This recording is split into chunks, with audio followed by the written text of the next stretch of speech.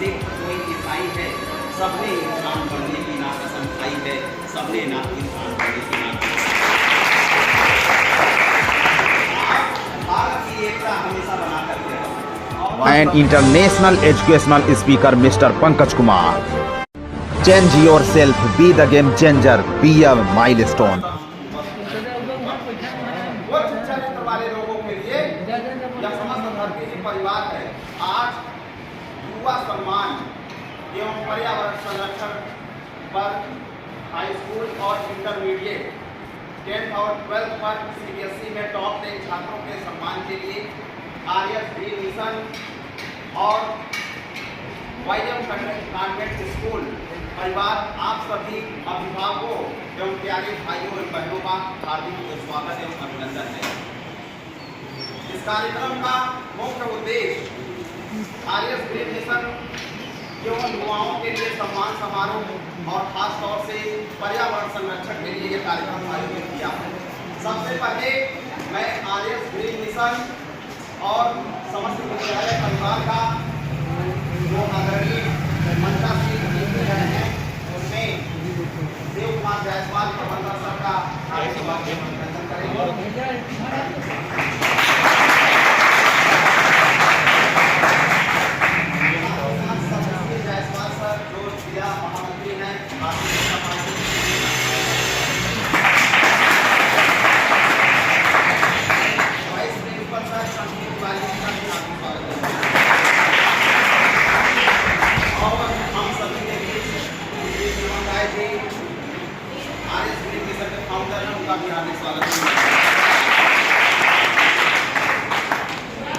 और मैं Pankaj Kumar educational speaker के तौर पर रिप्रेजेंट करता हूँ पूरे भारत में आर्यस ग्रीन मिशन के साथ साथ और तमाम जितनी एजुकेशनल इंस्टीट्यूशन होती हैं और यहाँ तक कि यूनाइटेड नेशंस जो आप सभी जानते हैं, United Nations is international organisation जो रिप्रेजेंट करता है और साथ ही साथ यूनिसेफ को भी रिप्रेजेंट करता हूँ।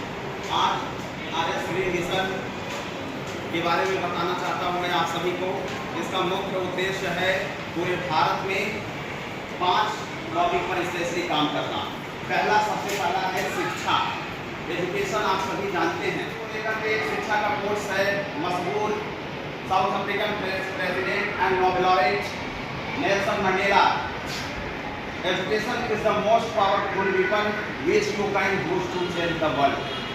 शिक्षा ही एक ऐसा शक्तिशाली हथियार है जिसके द्वारा हम पूरे विश्व को बदल सकते हैं। साथ ही साथ नोबेल लॉरेट मलाला यूसुफजई ने कहा था, one teacher, one pen and one book and one child can change the world. Education is the only solution. Education is the only solution. सिर्फ शिक्षा ही एक ऐसा शक्तिशाली हथियार है जो आपको बदल सकता है और एजुकेशन आपको बहुत ऊपर की तरफ लेकर जाता है। Education is the base to key the success of highest power of the human consciousness। मानव की चेतना का विकास जो होता है वो शिक्षा से होता है और बाकी किसी से नहीं संभव है। इसलिए आर्यस ग्रीन मिशन चाहती है कि ग्रामीण क्षेत्र के युवा प्रतिभा साथ ही साथ जो बच्चे अपनी कुशलता को दिखा सकते हैं उनको मंच प्रदान करना। और दूसरा टॉपिक है हेल्थ। आप सभी जानते हैं हमारा स्वास्थ्य है, स्वास्थ्य बहुत इंपॉर्टेंट है। हेल्थ इज वेल्थ, स्वास्थ्य ही ध्यान नहीं करते हैं। यदि आपका फिजिकल फिटनेस और मेंटल फिटनेस सही से नहीं रहेगा तो आप न तो पढ़ सकते हैं और ना ही फिट रहेंगे। तो आपको स्वास्थ्य के लिए प्रत्येक दिन आप यदि चाहे बहुत ही हाई लेवल का हार्ड वर्क नहीं कर पाते हैं, आपको पसीना बहाना है। जितना ज़्यादा पसीना बहाएंगे उतना ज़्यादा करते हैं कि यदि जो इंसान पानी से नहाता है वो सिर्फ लिबास बदलता है और जो पसीने से नहाता है वो इतिहास बदलता है। दूसरा टॉपिक आप सभी को देख रहा है प्रकृति, नेचर। क्या है पर्यावरण? एक बार महान विचारक ओशो, बहुत मशहूर दार्शनिक हैं, वो एक जगह स्पेस दे रहे हैं तो उनसे पूछा गया कि भगवान कौन है, हु इज रियल गॉड। उन्होंने कहा पक्का भगवान। समझने की कोशिश करनी कहाँ से लेकर के बहुत ठीक जानी। बातें होती है। पत्ता भगवान ने कैसे फोटोसिंथेसिस प्रोसेस करना है, ये करना है, और वहाँ से क्या हो रहा है, जिसको मिलता है थ्रू एक्सचेंज और जो है एनवायरमेंट में ऑक्सीजन कार्बन डाइऑक्साइड आदान प्रदान। अब वहाँ से ऑक्सीजन निकला, ऑक्सीजन को हमने लिया, हमें जीवन प्रदान किया। जो हमें जीवन प्रदान करता है वो हमारे लिए प्रदान होगा, जैसे हमारे माता पिता। इसी तरीके से अगर पौधा ना हो तो किसी का भी जीवन संभव नहीं है। ये पर्यावरण का इतना बड़ा महत्व है। और दूसरी चीज आप सभी जानते हैं, तो क्वालिफाई नहीं होगी, BIS और BSc बना दिया गया।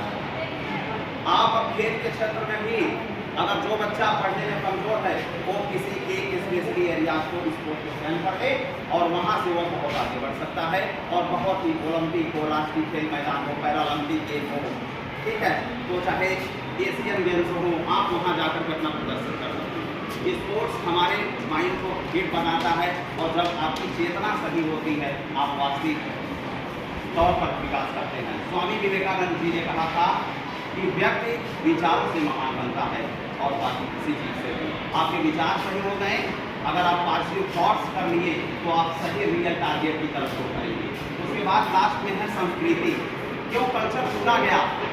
आज हमारा भारत, हर देश अपने भाषाओं का, अपनी लैंग्वेज का, अपने कल्चर का रिस्पेक्ट करते हैं, लेकिन हमारे भारत में हम वेस्टर्नाइजेशन कल्चर को अपनाते जाते हैं। ये बहुत अहम बात है ध्यान देने। जब तक हम 10th 12th तक होते हैं हमें इतनी समझ नहीं होती। जैसे हम ग्रेजुएशन करते हैं सारा का सारा पछतावा करता है। तो बेहतर है पहले समझदारी को, चेतना को पहले ही दिमाग में ला करके उसे एक ऐसे कल्चर में क्रिएट कर दिया जाए जिससे हमारा भारतीय संस्कृति हम गर्व महसूस करें। हमारे अतुलनीय भारत पर हमारा जो कल्चर रहा है, हमारा कल्चर था आयुर्वेदिक कल्चर।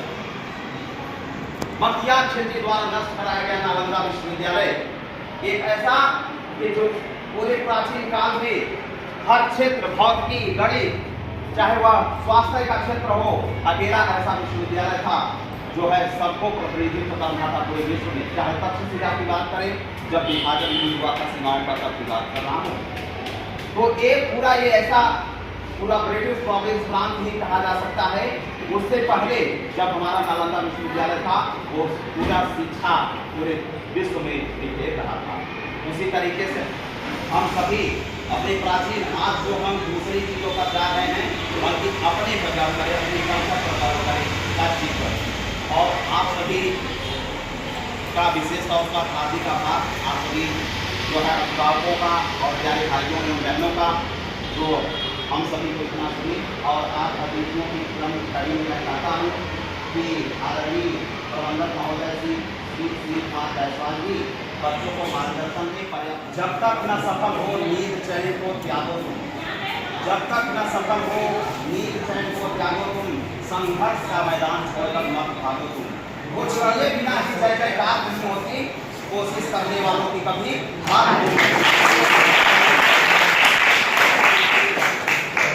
और इससे पहले कार्यक्रम से शुरू करूँ, आप सभी जानते हैं भारत में ये हमारा अखंड राष्ट्र है।